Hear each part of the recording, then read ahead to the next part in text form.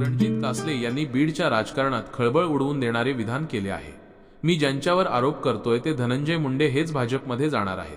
ते वॉशिंग मशीनमध्ये जाऊन स्वच्छ होणार आहेत। माझा सिस्टम पुढे जास्त निभाव लागणार नाही, असे कासलेंनी म्हटले आहे। या विधानामुळे धनंजय मुंडे भाजपमध्ये जाणार असल्याच्या चर्चेला हवा मिळाली आहे। हे खरंच शक्य आहे का? धनंजय मुंडे भाजपमध्ये जाणार का हे सांगणे कठीण आहे। मात्र कासलेंच्या दाव्यानुसार मुंडे भाजपमध्ये गेल्यास काही कारणे असू शकतात। राजकीय अस्तित्व टिकवणे, मुंडेंवर गंभीर आरोप झाले आहेत, त्यामुळे त्यांचे राजकीय अस्तित्व धोक्यात येऊ शकते। भाजपमध्ये प्रवेश केल्यास त्यांना राजकीय संरक्षण मिळू शकते।